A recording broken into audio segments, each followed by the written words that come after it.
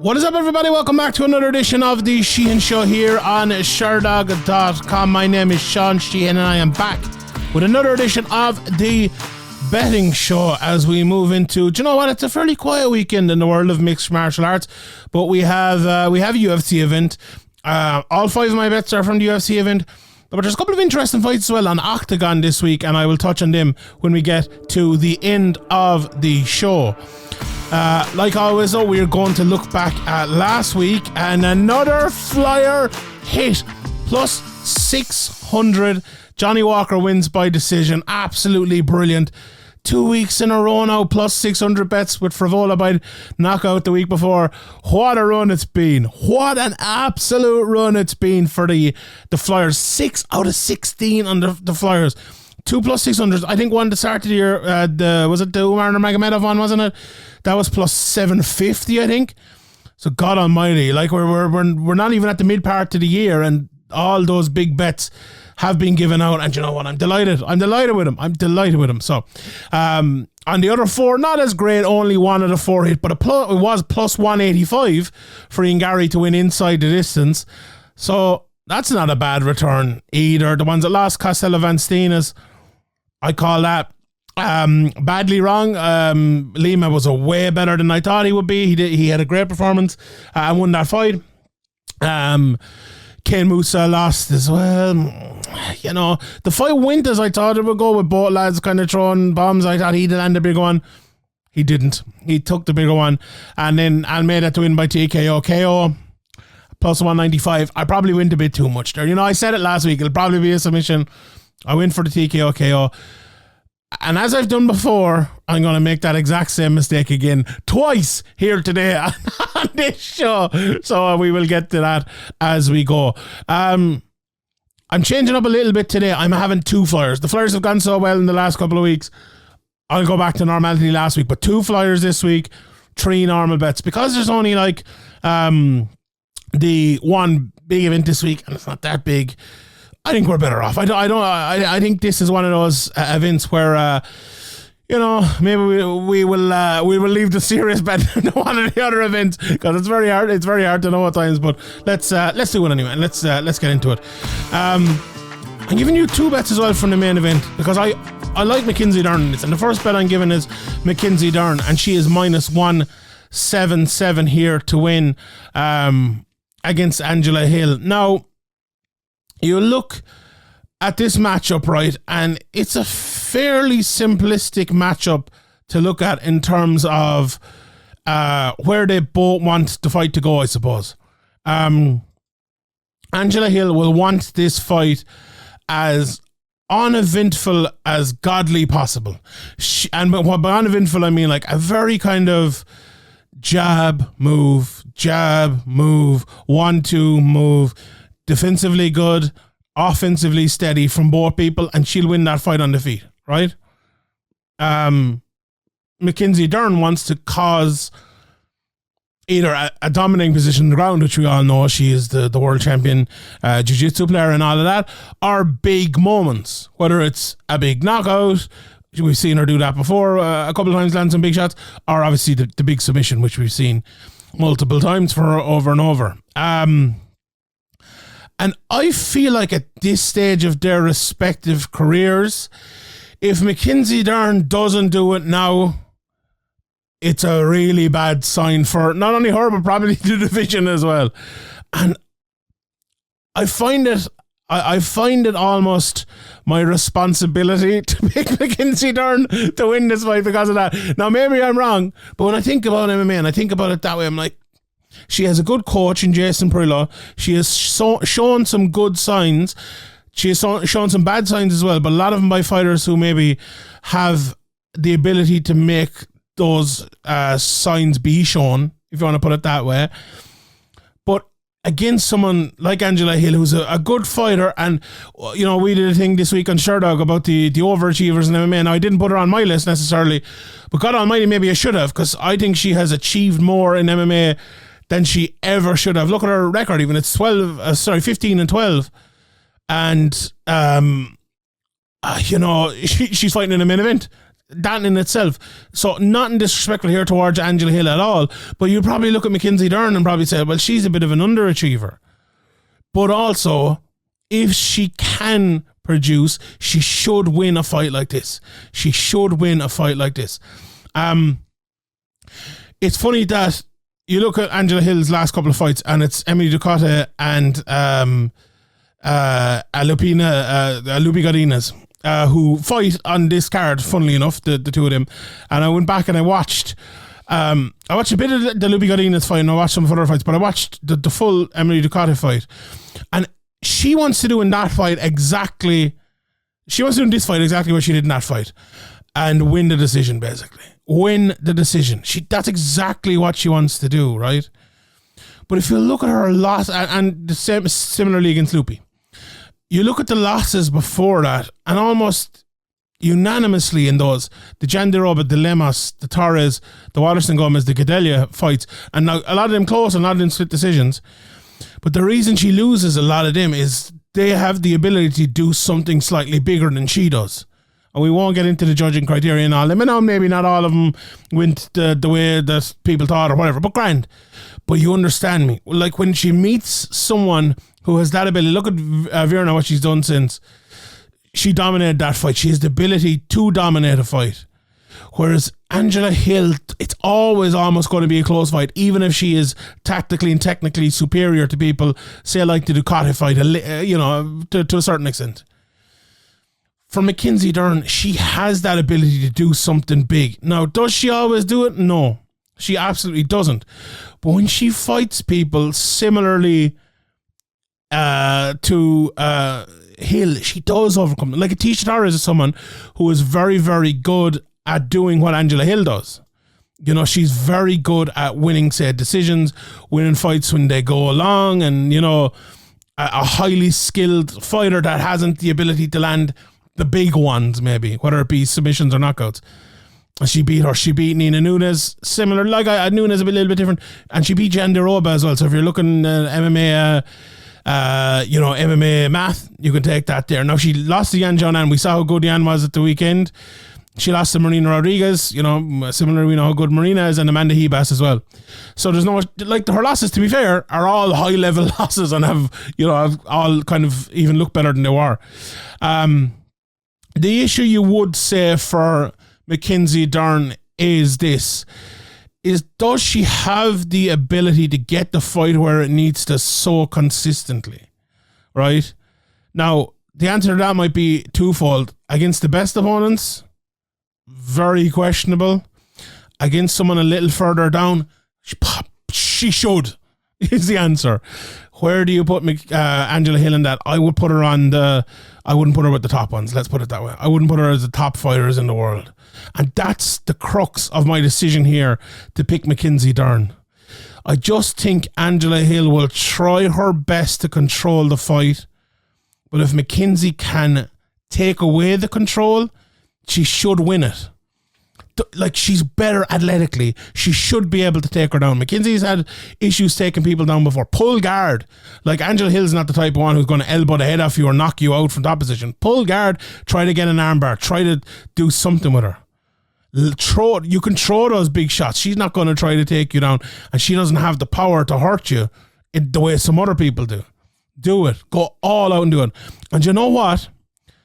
I have a feeling she might, right? And we'll get more to that with my final bet, or my fourth bet maybe even, of the week. But the first bet of the week is Mackenzie Dern to win. I think she will win. She's -177. I think that's a pretty good price against Angela Hill, and that's the first bet of the week. The second bet of the week is the aforementioned Lupita Godinez, and she is -150 to win her fight against Emily Ducote. As I said, I went back and I watched some of both of them, and I was listening to my good friends Harry Paul and Ian O'Neill in their preview show talking about it, and the Sherdog preview show as well talking about it, and it's very much a dichotomy of styles again here. Not so much as I suppose as evident as the early days of the UFC or even in the main event here, but watching Ducote against Angela Hill, you're just asking yourself throughout that whole fight, it's like, have you a takedown? Are you going to go for a takedown? Are you going to go for a takedown? And she just doesn't, right? Even at one stage, he'll almost win for one. But like, you're losing that fight and you're like, what? And it was, look, as I said, it was a relatively close fight. But like, why are you not going for a takedown? Why, you know, simple enough question.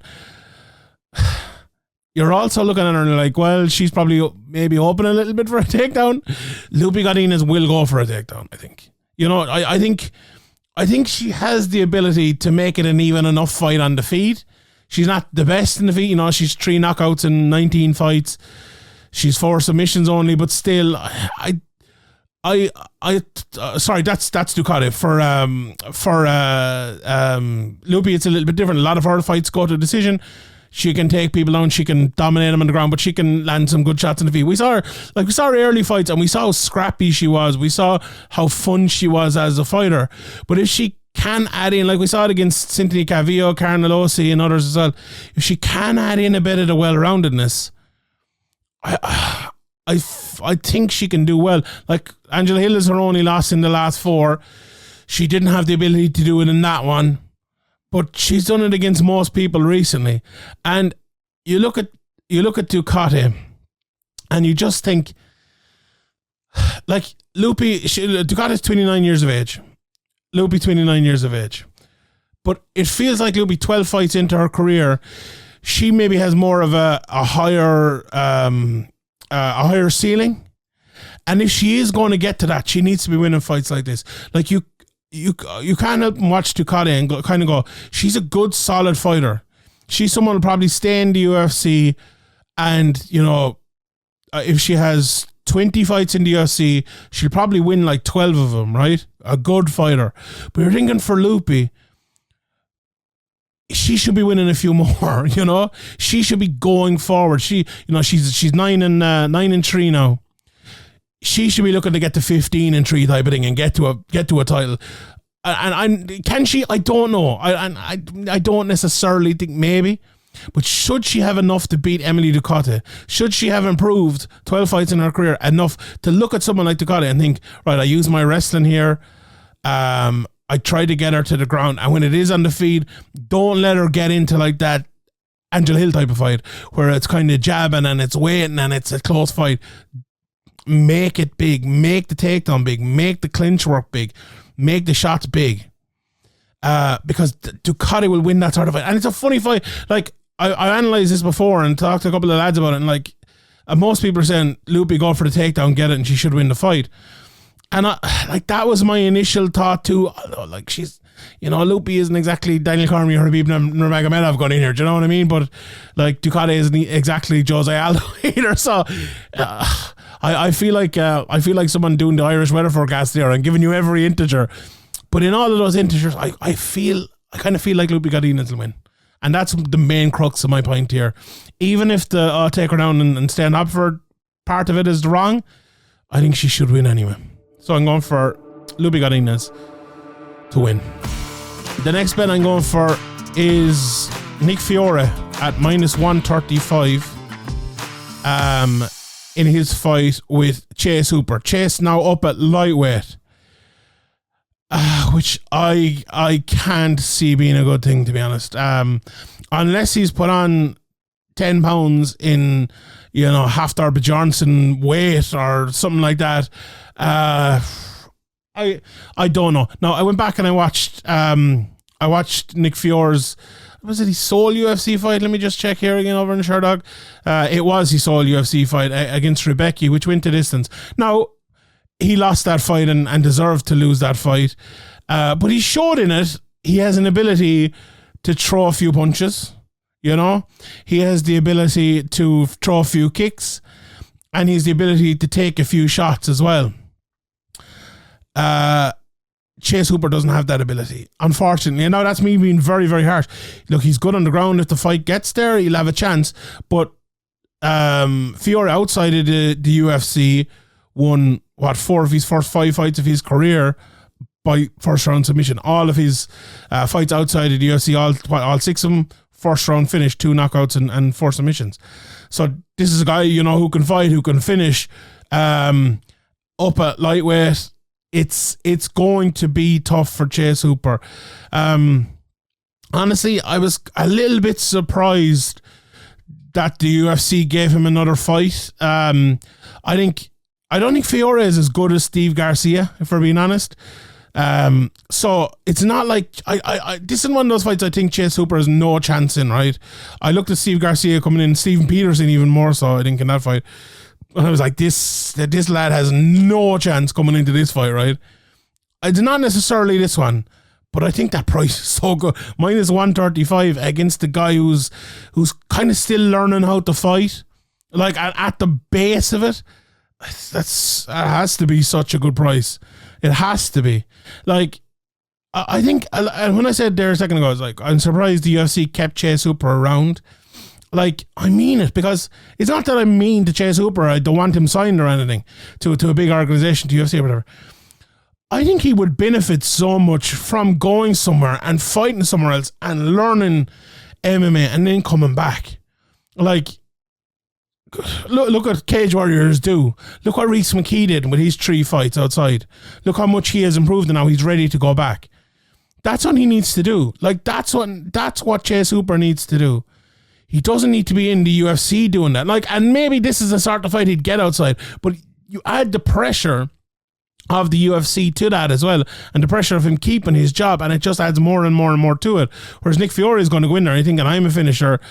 I know what to do to win this fight. I went in there in my first fight. I got 15 minutes, which I've never gotten before. I'm going to have to win this one as well. And I think he will. I like, honestly, I don't think Nick Fiore is the next Ian Gary or Conor McGregor or John Jones or anything like that. But could he be the next Steve Peterson or whoever it might be? Yeah, I think he probably could be. I think he could be. And I think he'll beat Chase Hooper. And that's the high and low of it there. That's the high and low of it. Right, let's get into the 2 flyers. Now, these 2 flyers are are interesting. I said I picked the knockout from someone who I thought would get a submission last week, and I might do that twice this week in these 2 flyers. The first one I'm going for, we've already talked about Mackenzie Dern, so let's talk about Mackenzie Dern. Mackenzie Dern, number 1 flyer of the week, plus 1,800 to get the TKO KO, right? So, now, Angela Hill, notoriously hard to finish, goes to the distance an awful lot. Mackenzie Dern, when she finishes someone, it's usually going to be by submission. In fact, always by submission. She's never got a knockout. Angela Hill has only been finished twice in her career, right? So it's plus 1,800 for a reason. But my reckoning for this is what I talked about earlier on. And the key to Mackenzie Dern winning this fight is causing big moments. And we saw in an earlier fight in her career. Remember what was the fight? She landed a straight right, rightly down the middle. All right, I can't remember whatever fight it was, right? But she did it, and she almost knocked her opponent out. I envisaged something like that happening here if Jason Brillo, Mackenzie Dern have the right game plan. I think she has no problem attacking Angela Hill and going for her with big shots like that. Now, is she going to knock her spark out? Maybe, right? Plus 1,800, maybe. Probably not. But can she land a big shot like that and put her on the back foot, knock her down? Not even knock her down, but put her on the back foot so she can open up a submission. Like, Angela Hill's been preparing for Mackenzie Dern, and it's been moved an extra week and all that, but she's been preparing for a good while now. She's going to be preparing for the submissions, getting in very defensive positions. And we know what happens then when someone is defending the submission in a very fervent way. It opens up the finish with the knockout or with the TKO. And I could see something like that happening as well. So the 2 reasons I'm going for this, and it is a flyer. Don't get me wrong, it's a flyer. If I'm picking it, I'm straight up. If you're giving me even money, I'm going to pick Dern to win by submission, right? But I'm going for the flyer in this one. And the 2 reasons are, I think the A1 game plan for Dern to attack will open up something like this. And the second part is the A1 on the ground MO from Angela Hill will be to defend, which will close off a submission and maybe open up a knockout. So I'm going for that. That's it. number one flyer of the week. Plus 1,800 for the knockout from Mackenzie Dern. People will call me crazy. Crazy and brilliant are very close together. Very close together. Right, the last bet of the week, the flyer. I like this one a little bit more, and people might call it a similar bet, but Fluffy Hernandez, as my friend Ian O'Neill calls him, the 3-time BJJ World Champion of the year. I'm going for him to win via TKO KO over Edmen Shahbazyan, and that is plus. Let me just check here again. Plus 575. That is plus 575. And honestly, the reason, maybe I went, and the first fight I watched back of Fluffy Hernandez was a bad one to watch back because it was the one where he got the big knockout in the Dana White Contender Series. Now it's being called a no contest apparently by the Nevada State Athletic Commission, but there you go. And it's his only knockout win to date, right? It's his only knockout win to date. But if you watch a lot of his fights, I know he's 7 wins by submission and all that. It is a flyer, don't get me wrong.